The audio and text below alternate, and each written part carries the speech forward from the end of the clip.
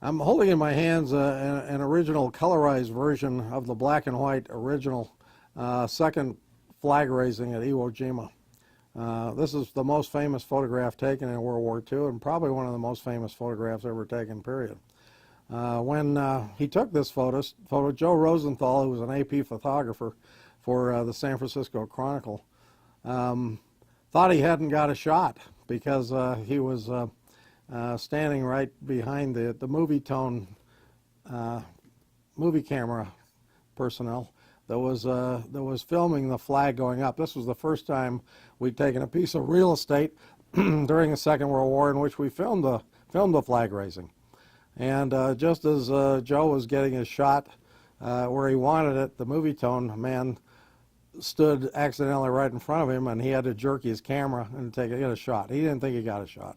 This is the shot he got, and it was in the original was in the lower quadrant of the negative when he got back to Manila the next day and developed it. It was a beautiful shot. It was almost like the sculpture that was made of it by Felix de Weldon later, which is the Marine Corps Monument in Washington, D.C. My father had been I was a Seabee at the time, helping build the road up Suribachi. This mountain was the only mountain on the island of Iwo Jima, which had been attacked by our Navy for over 120 days.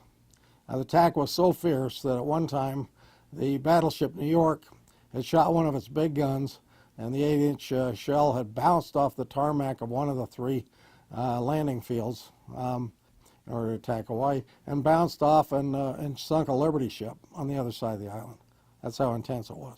But during all of that time, we killed very few of the enemy at the time because they were burrowed into caves.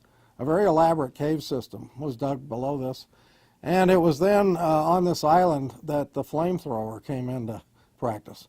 Many of the 20,000 Japanese that lost their lives there lost it being burned to death, frankly, when the flamethrowers were used down the caves.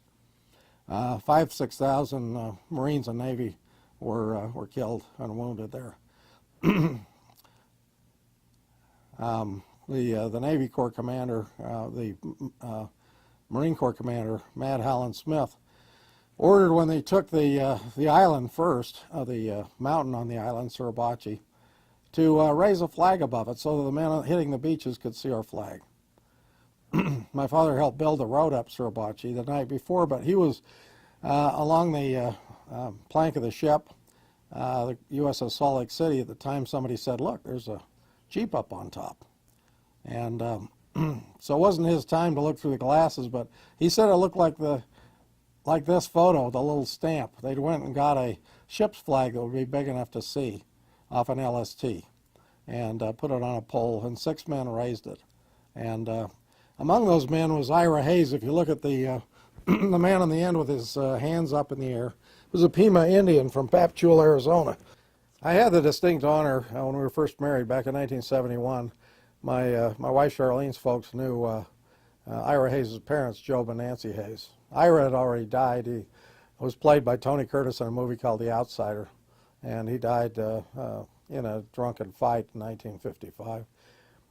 Was a national hero by then. His name is engraved on a monument in front of the Arizona State Capitol. But he didn't know how to take that because he didn't feel like a hero. He was just a flag raiser, and his heroes were the buddies. Of the 6 men in the picture, the 3 that died on the island by the time President Roosevelt said, "Go get those men off the island." There only being 3 still alive, and they went on a bond tour to try to sell bonds to pay for the war. Well, we met with Job and Nancy Hayes in '71, and the government had built a beautiful plain little home for them to live in, and they didn't live in it. They continued to live. They used it for storage. They continued to live in their mud hut. Job Hayes was quite proud of the color television he got, and he showed us that, and he showed us a beautiful plaque of this picture above the TV. He also, learning that I was a collector, went out to the shed and brought in a little box of letters from Ira. And here their son was gone, but he handed 2 of them to me. And we actually became very close friends. Ira's mother, Nancy, died shortly after our visit, but Job lived on for a number of years. and lived out his life in a rest home. And we would get and exchange Christmas cards and other things with him. This is one of the letters he exchanged, and actually I got a copy of what's called the Indian Record with a famous print of a drawing of Ira Hayes as a native Indian, and then the flag raising off to the side. It's an Indian publication. It's signed by Job and Nancy Hayes, Ira's parents. We got that one when we were there.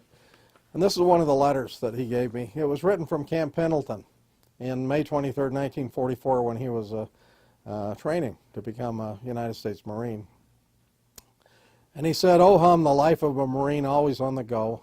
No wonder we're such wondrous fighting men, with guns and skill and faith towards our God."